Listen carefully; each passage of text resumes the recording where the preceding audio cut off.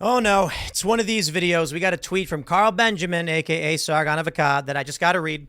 He says, I see these posts every single day. Feminism persuaded young women they would be young forever and never change. This was a lie. It's always been a lie. Women need to understand that all feminism can offer them is a life of an F-boy man for about 10 to 15 years.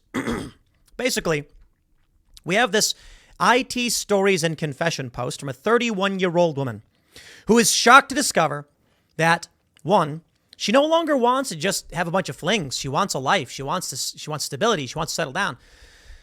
But no guy wants to be with her. She says, screw it, I'll take ugly if they got a job, but you can't find that either. Look, I'm not trying to be a dick to anybody. You can find love. It's out there. Doesn't matter how old you are. Doesn't matter if you're 30, 31, 32, 33, 34, etc. It doesn't matter if you're a 50-year-old woman, you can find love. But I got to tell you, there are certain things about probability, and there are certain things that have been true for a long time, and maybe you want to change, but probably still are true. And that's why we're seeing so many of these posts. Women realizing that once they've reached their 30s, it's not as easy anymore. I think for guys, as I mentioned in a segment earlier today and yesterday, you grow up with low social value. So you work really hard to earn things and things gradually get easier and better. But for women being born with higher social value, because it's true, things get harder as you get older. And that's a realization, well, most of these women I don't think expected. It's a situation they didn't expect. Here's the story. 31 female. I've been in 4 relationships before, and I've also had lots of casual flings and hookups with many good-looking men. I can't even count them, but had a wonderful time. However, I'm done with all of that. I feel bored of it. I just want to settle down, have a stable life and kids. When it comes to marriage, I've come to the realization that a good-looking man with a stable career and who is also ready to marry me is very hard to find. They all want younger, rich, and prettier women. So I've decided not to care about the man's looks. I just want a stable, upper-middle-class guy who is ready to accept my past. That also seems to be very hard to find. Why are most men so afraid of women with a past? How many of you men are man enough to accept women with a past? Why does a woman having a good sexual history, a good one, scare you? Fragile masculinity is everywhere. This message is not to all women, of course. It's to the women who reject, who blame men for their failings.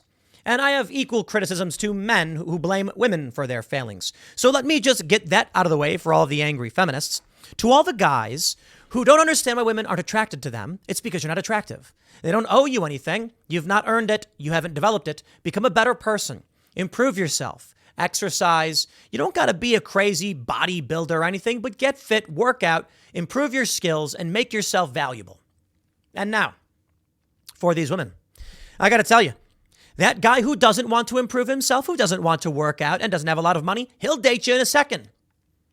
So it's fascinating to me, as I've learned in my days, talking about this earlier I was talking about men earlier, but let's talk about women. And I know probably some stupid leftists will take this video out of context and they'll ignore the fact that I made a video complaining about men, and not really complaining about men, but complaining about how society is treating men as well. And I'll say this. Man, I talk about this quite a bit, but I think it's relevant, and to see this story is unsurprising. Young men work so hard. Not all of them, but I'm saying young men who work hard become stronger, successful, and valuable. Why would they want to be with a woman who is older and unsuccessful? They wouldn't. Men tend to want younger women because that's what men are attracted to. Women, not so much. Women tend to be attracted to men around their own age. We've seen it in the data from OkCupid. But men are attracted to 22-year-old women. It makes perfect sense. A woman wants a guy who's about her age, who is successful and strong. So probably doing better than she is. It's called marrying up. That's what they call it. That's what it's been called forever. Men want to find a young, attractive woman because what a man provides is status and resources, and what a woman provides is rearing a family. That's how it's always been. Now, it's changed over time and doesn't need to be that way. I'm not saying it should be that way. I'm just saying that's the way it tends to be. Maybe all of you women who are in your 30s and unmarried could change it. Good luck. I mean it. I'm not trying. You deserve happiness. Everyone does. Well, I should say if you work hard for it and you can find it. But the reality is this. There are many young women who are being told that they can have it all. They're going to reach their 30s and realize that these 30-year-old guys don't want to be with them anymore. Now, maybe there's a 40-year-old guy who wants to be with you, but as the saying goes, it's half your age plus 7. And I'd imagine most guys are going to go for that no matter what. Half your age plus 7. I don't know if that's actually completely true, but that's what they say. I don't think it makes sense necessarily in the context and perfectly because, if you're an adult, even 18 may be a little bit too young. Like if you're 30, you know what I mean? But if two consenting adults want to engage in whatever they want to engage in, then fine, so be it. You're going to find that dudes typically want younger women. So a 50-year-old guy, he's going to want a 32-year-old woman. That's what they say is like, it's half your age plus 7 is the lowest level you can go. Because it's like if you're a 50-year-old guy dating a 20-year-old, people might be like, yo, it's a little weird. But if you're a 50-year-old guy dating a 32-year-old woman, then people are kind of like, 50-year-old guy with a 30-year-old woman, and people might still not think that's all that crazy. But then it's really different, I guess. I mean, look, a 60-year-old with a 37-year-old probably works, but a 60-year-old with a 30-year-old, it probably doesn't. You see, it kind of goes that way. So, ma'am, 31-year-old. Let's talk about a guy who is 31 years old. So he's looking for, you guessed it, a 22 or 23-year-old. Completely unsurprising. Half his age plus 7. That's the number he's probably looking at. I got to be honest. I think most guys probably aren't fitting a half your age plus 7. That's the bare minimum. But I'd imagine a 31-year-old dude who is attractive, hardworking, and successful, he's probably looking at 25, 26-year-old women. I know guys who got married and dated girls who were 10 years younger than them. Like they're 31 and the girl's 21.